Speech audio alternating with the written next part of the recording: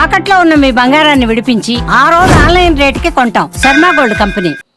మీ జీవితంలో ఆకాశాన్ని ఎండని చూడకుండా ఒకే బెడ్రూమ్లో చితికిపోయారు, ఫైనాన్షియల్గా ఉన్న బాధలు తట్టుకోలేక. ఫైనాన్షియల్ ఉన్న కోట్ల బాధలు లాస్, తెలిసిన వాళ్ళే మోసం చేశారు. అప్పుడు అంటే దెబ్బ మీద దెబ్బ, తెలిసిన వాళ్ళ దగ్గర దెబ్బతిన్నా, సొంత మనుషుల దగ్గర దెబ్బతిన్నా, ఏంటి జీవితం అనుకున్నా, జాబ్ మానేసా. ఒక 100 కోట్లు పోయింటాయా? చిచి అంత అంత సీన్ లేదు. ఎందుకులే ఫిగర్లు ఎందుకు, కోట్లలో లాస్. పర్సనల్ స్పేస్లో నా అనుకున్న వాళ్ళందరూ మోసం చేసి, జాబ్ వదిలేసి అన్నీ చేస్తుంది. షేర్ మార్కెట్లో కూడా దెబ్బతిన్నా. నేను షేర్ మార్కెట్లో బాగా యాక్టివ్గా ఉండేవాడిని. చాలా సంపాదించుకున్నాను, పోగొట్టుకునే తక్కువైనా కానీ ఒకేసారి అన్ని దెబ్బ మీద దెబ్బ, దెబ్బ మీద దెబ్బ, దెబ్బ మీద దెబ్బ, రోడ్డు మీదకి వచ్చేసాను. రోడ్డు మీద కంటే లిటరల్లీ బయట రోడ్డు మీద కాదు, నా కాలనీలో రోడ్డు మీదకి వచ్చాను అనుకోండి, ఇంటి బయటకు వచ్చాను. ఆ సిచ్యువేషన్లో ఎవరు నమ్మాలి? సొంత మనుషులు నమ్మాలి, వాళ్ళు దెబ్బ కొట్టారు. ఇంకెవరు నమ్మాలి? ఫ్రెండ్స్, వాడు ఒకటి దెబ్బేశాడు. ఫ్రెండ్స్ అందరు కాదయ్యో, నా లైఫ్లో ఫ్రెండ్సే నాకు చాలా ఇంపార్టెంట్, ప్లేడ్ మేజర్ రోల్. కొంతమంది దరిద్రులు ఉంటారుగా, అఫ్కోర్స్. అలా గాడు ఏదో కొట్టిండని 3 నెలలు అంటే ఇబ్బంది తెలియక, ఒకేసారి రాత్రికి తెల్లారతలకి మొత్తం బికారు అయిపోయినావు. అరే ఏంద్రా పోయి లైఫ్ ఇట్లా అయిపోయింది అనుకున్నా. చలో అది కొంచెం డైజెస్ట్ చేసుకునే టైం. అప్పుడు దాకా ఎదురు దెబ్బలు తిన్నోడిని ఒకేసారి ఎదురు దెబ్బ తినేతే నొప్పి ఎక్కువ వేసింది. 3 నెలలు బెడ్రూమ్లోకి వెళ్ళి బయటకు రాలేను. సో డెఫినెట్లీ ఆ రోజు నేను బయటకు వచ్చాను అంటే major player was my wife. She was my spine, my back bone, rather everything. She said fine, gone is gone, చలో లెట్స్ చిల్. సినిమాలే ఫోకస్ పెడతాను అనుకుంటున్నావుగా, అంటే మోసపోతే నువ్వే మోసపోవాలి, నువ్వు తప్పు చేస్తే మోసపోవాలి, నిన్ను ఎవడు మోసం చేయలేడు. కాబట్టి ఇప్పుడు you depended on your own this thing. చలో గెట్ బ్యాక్, బౌన్స్ బ్యాక్ అన్నది. బిలీవ్ మీ 2012 నుంచి వెనక తిరిగి చూడాల. ఆ టైంలో ఫైనాన్షియల్గా జూనియర్ ఎన్టీఆర్ గారు బాగా హెల్ప్ చేశారు. లేదు, తప్పండి, అంతా బయట ఇష్టం వచ్చినట్టు చెప్తారు కానీ అవన్నీ లేదు. ఎవ్వరి హెల్ప్ నేను తీసుకోలేదు, అసలు చెప్పలేదు ఆయనకి. ఎవరికి తెలియదు చాలా రోజుల దాకా తెలియదు. తర్వాత ఎప్పుడు ఇట్లా ఇంటర్వ్యూలు వచ్చేసి ఏంటి వే చెప్పలేదు ఎప్పుడు అని అన్నారు, కానీ అలాంటిది ఏం లేదు. ఐ నెవర్ వెంట్ అవుట్ అండి. నాకు అసలు నేను బయటికి నా పేరెంట్స్కే తెలియదు.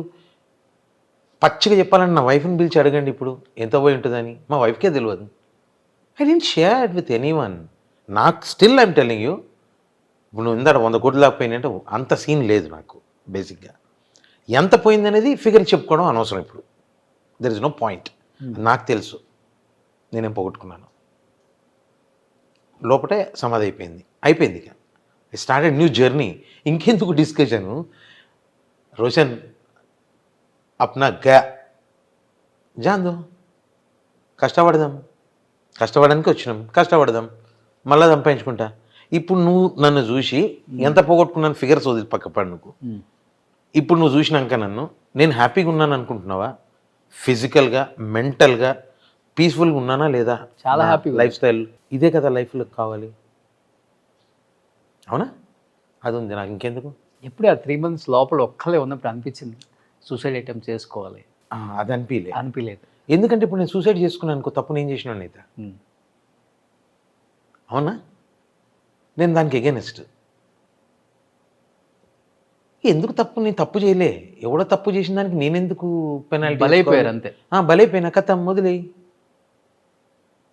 అరే చిల్ బాయ్, ఏమున్నది?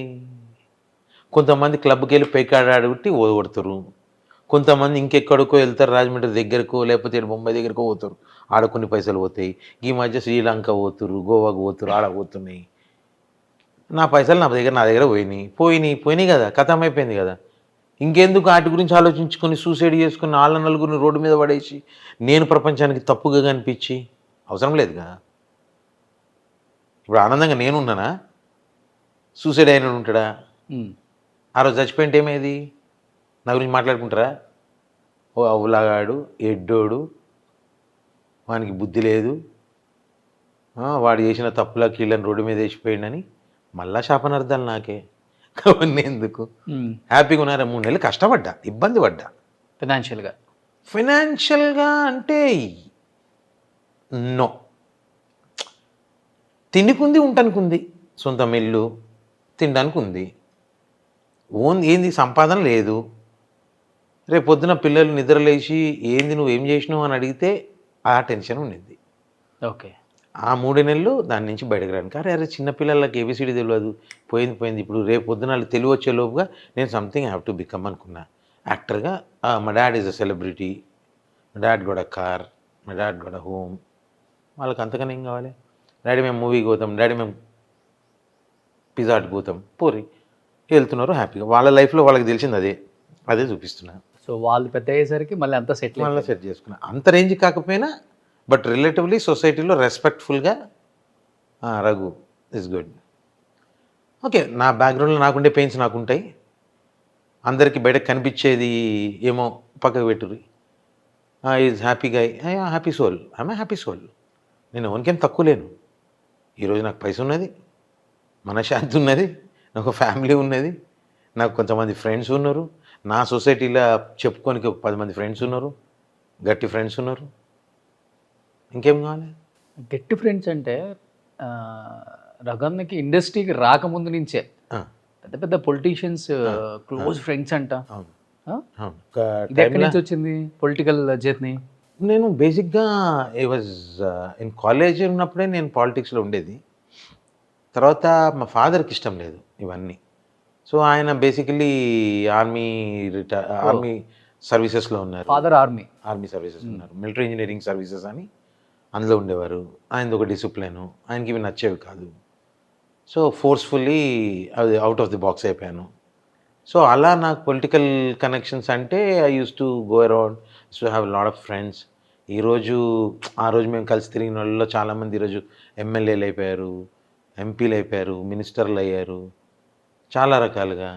అలా నా క్లాస్మేటు ఏవి కాలేజీలో నా డిగ్రీ క్లాస్మేటు రేవంత్ రెడ్డి అని, నా కజిన్ ఇంకొకటి జట్టి కుసుమ్ కుమార్ అని, మన తెలంగాణ ప్రదేశ్ కాంగ్రెస్ వర్కింగ్ ప్రెసిడెంటు, తన మేనమామ కొడుకు.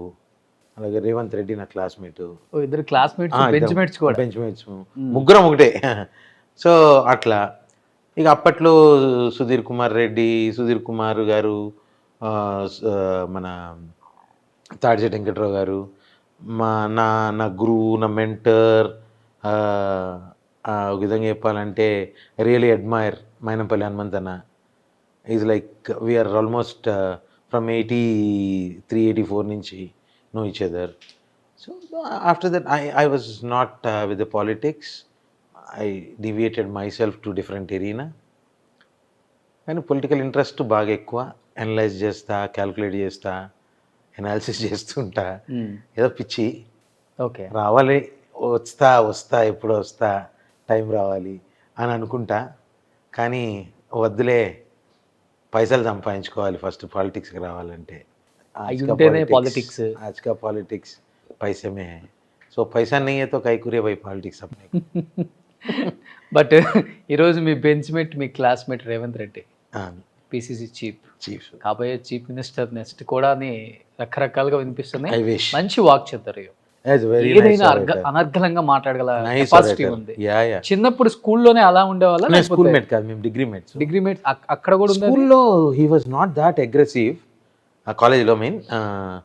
But really when I saw him first time becoming an MLA, అంతకుముందు ఎంపీటీసీనో జెడ్పీటీసీనో అయ్యిండే, అప్పుడు కాంటాక్ట్లో అంటే కలవలేదు. అది ఎమ్మెల్యే అయినాక కలిసినాము. అప్పుడు తారకన్నతో పాటు వచ్చిన జర్నీలో కూడా మధ్యలో ఒక 4 రోజులు వచ్చిపోయిండు. So awesome guy. ఎక్కడికో వెళ్ళాల్సినాడు, ఇంకా లేట్ అయింది. అవునా? Definitely will become something some day. టచ్లో ఉంటారు ఇప్పుడు కూడా? యా వెళ్తుంటాను. మనం పొలిటికల్గా ఎందుకంటే ఉంటే ఏదో ఒక పార్టీకి ఉండాలి, లేకుండా దూరంగా ఉన్నాం అనుకో అన్ని పార్టీల దోస్తులు ఉంటారు.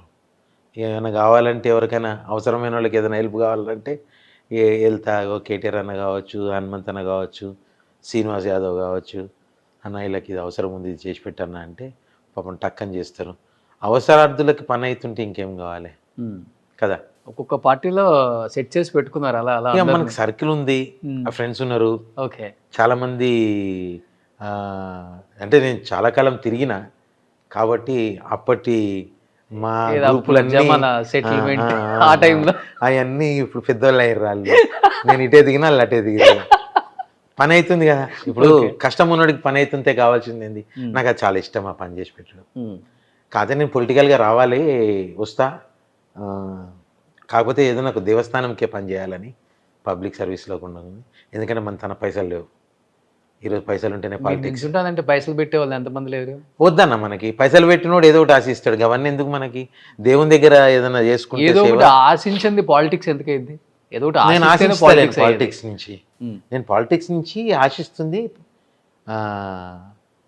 అవసరార్థులకి సర్వీస్ చేసుకోనికి. కాబట్టి నేను ఎక్కడ పడితే అక్కడ కూడా చేసుకోదలుచుకోలే. మంచిగా ఏదన్నా దేవస్థానం దేవుని సేవ చేసుకుంటూ మాధవ సేవ మానవ సేవ రెండు చేసుకున్నాం. కాదు, మీ క్యారెక్టర్లకి మీ రియల్ లైఫ్ క్యారెక్టర్కి చాలా తేడా ఉంది రగన్న. ఎందుకని? ఎందుకంటే ఇప్పుడు విలన్స్ చూస్తాం సినిమాలలో, కర్కోటకులు వాళ్ళంతా అక్కడ స్క్రీన్ మీద. బట్ రియల్ లైఫ్లో చూస్తే చాలా సెన్సిటివ్, చిన్నదానికి కూడా కళ్ళమని నీళ్లు కారిపోయే అంత చలించే గుణం ఉంది చాలా మందికి. నేను ఇంటర్వ్యూ చేశాను కాబట్టి. నోబడి విలన్ గా చేసేవాడు ఆ లైఫ్ లో అలాగే ఉండాలని ఒక 1% అని ఉండాలి, ఎక్కడన్నా ఎక్కడ కనిపించదు, ఉండదు. బట్ మీరు కూడా కంప్లీట్ గా స్క్రీన్ మీదకి ఇక్కడ స్క్రీన్ మీద టోటల్ గా డిఫరెంట్ ఉంటాను. నాకు ఆధ్యాత్మికత ఎక్కువ, ఫిలాసఫీ చదువుతాను, దేవుళ్ళ దగ్గరికి బాగా వెళ్తాను. శ్రీశైలం 4 years కంటిన్యూస్గా ఎవ్రీ మంత్ వెళ్ళేవాడిని. ఓకే. అరుణాచలం రెగ్యులర్గా వెళ్తాను. 14 సార్లు అయ్యప్పకి వెళ్ళొచ్చాను. బ్రేక్ వచ్చింది, ఇప్పుడు మళ్ళీ మొదలు పెడతా. 18 కంప్లీట్ చేయాలనేది కోరిక. అయ్యప్ప ఆజ్ఞతో ఆ 4 కూడా కంప్లీట్ చేస్తాను. నాకు భయం ఉంది, భక్తి ఉంది.